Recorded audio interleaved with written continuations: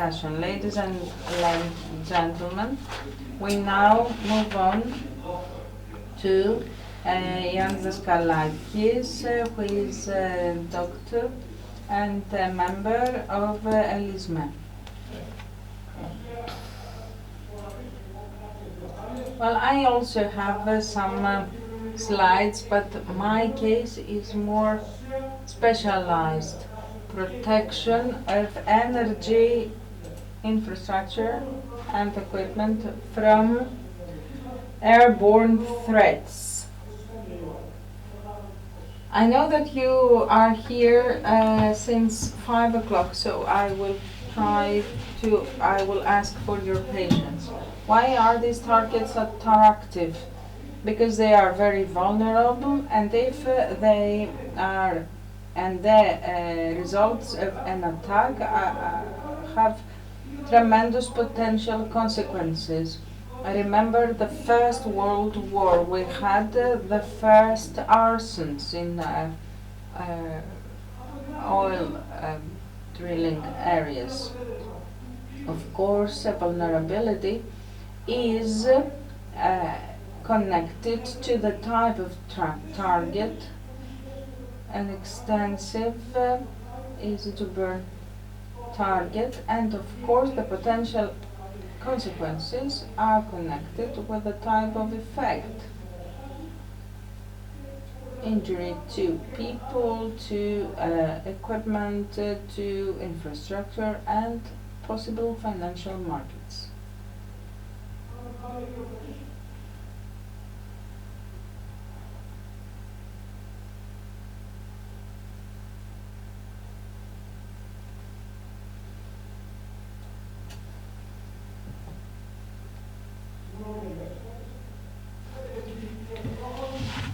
You see how many targets there are. No need to explain. And there is also a variety of threats. And these are the main threats. Terrorists, piracy, organized crime, civil war, sabotage, cyber attacks, and of course the organized attacks by state actors. And this is where airborne threats come in, because only a state can do that. We saw that with Iran and Israel.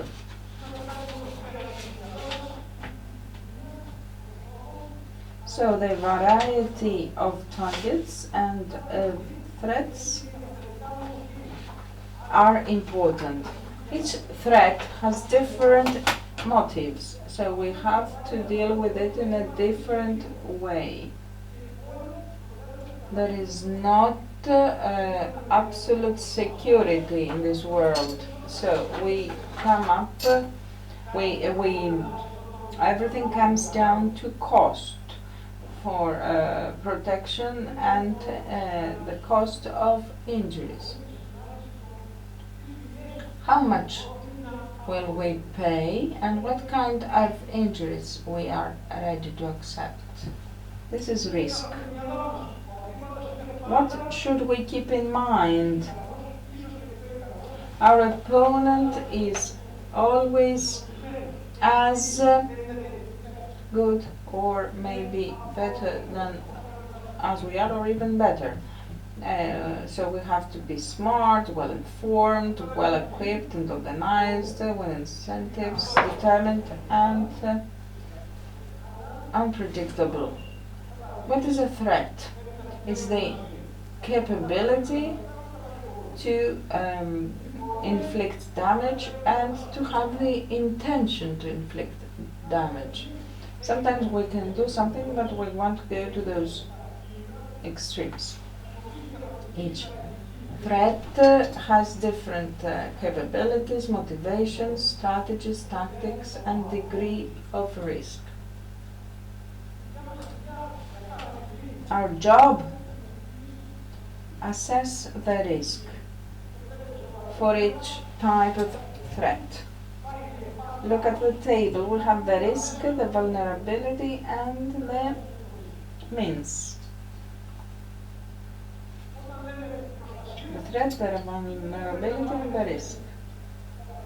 And we have some assets for that. So, in a risk assessment, first of all we assess the risk, then we take protection measure, we evaluate and update the measures, and we should also be ready to deal with any undesirable effect. This will happen. We should also always have alternatives. This is the typical rectangle of risk. We have vulnerability, we have the risk, typical. And this is another methodology. We always start with assessing the intentions, and we always take into consideration our measures, our target, and the degree of risk we want to accept. This was something general about threats. In airborne threats we have the means you see here. A helicopter, an aircraft, ballistic missiles, UAVs. But protection starts with intelligence. This is A and Z. On the basis of this information and taking into consideration our own vulnerabilities, we assess risk. We have to have reliable, up-to-date and precise information.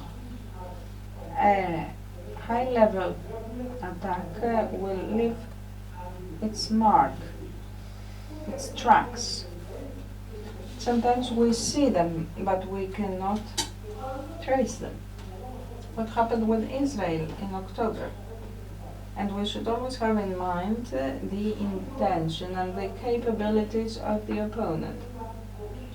After assessing all this information, we have to create a surveillance system for all dimensions, from space to subsoil.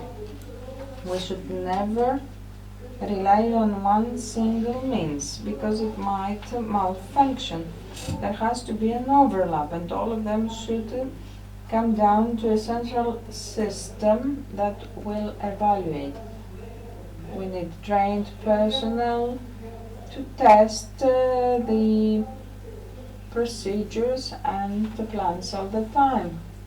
And of course we have to focus on unstable areas, the so-called failed states. There has to be interconnectivity and cooperation. And when we talk about energy infrastructure, we also have the staff, the security forces, the armed forces.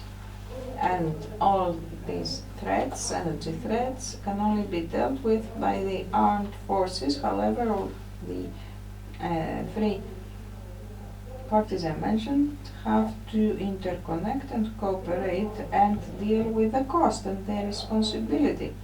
Cooperation is not enough, however, because we have transnational projects and we need international cooperation for them. It's an international threat. We have international organizations that are involved. There has to be distribution of roles and liabilities, and of course of cost. Sometimes we have some preventive strikes. Our friends in Israel have done that, but it's high risk. It could lead to escalation. We saw that in the war between Iran and Iraq.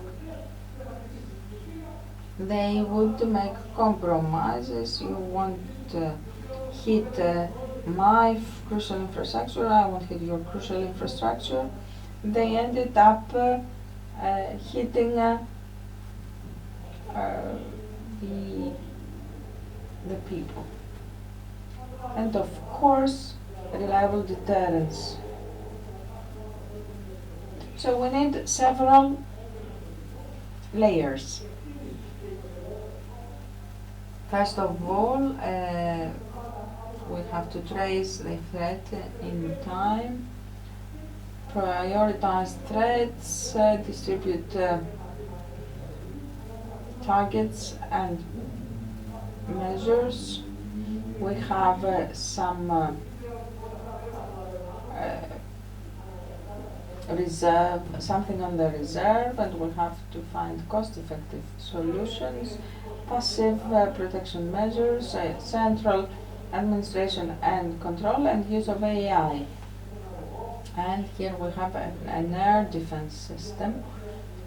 This is how we protect with air defense all the layers. This is another type of dome. It does the same job. This is the Israeli system.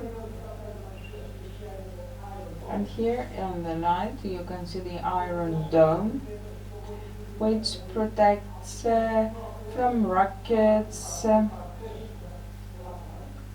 missiles, some threats that are there for many countries. And this is an imaginary depiction of some air defense domes, anti-missile domes in Greece.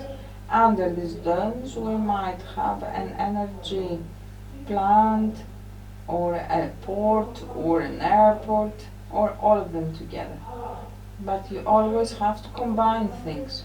However, whatever we do, we will have loss and damages. How do we deal with damages? How do we repair damages? How do we convince our population that they are not in danger and that energy supply will continue? Then we should also have in mind that we need to borrow money from money markets, and money markets should not collapse. And what are the lessons learned? Because next month we might have another attack. Thank you so much. This is my literature. I am open for questions later on. Thank you. Thank you so much. I sat here because I wanted to see your slides, because I read about this dome that is underway. I don't know what it will be like. Maybe in the next 10 days we will hear the announcement. Yes, what you described is of vital importance for the protection of the population and other infrastructure, energy infrastructure, etc. According to international law, critical infrastructure such as bridges, electricity grids, etc. should not be attacked. But in practice, in Russia, in Ukraine for instance, we have seen oil refineries, bridges being hit, etc. So a country that respects itself should be proactive and protect itself. And I hope that we have many more vital energy infrastructure in the future. Thank you. I was very much interested in your presentation. That's why I had to sit here to see your slides. Okay, now, your attention please. For some of us, these are uncharted, turbid water. Multi-sectoral cyber attacks and similar activity in critical infrastructure of vital importance.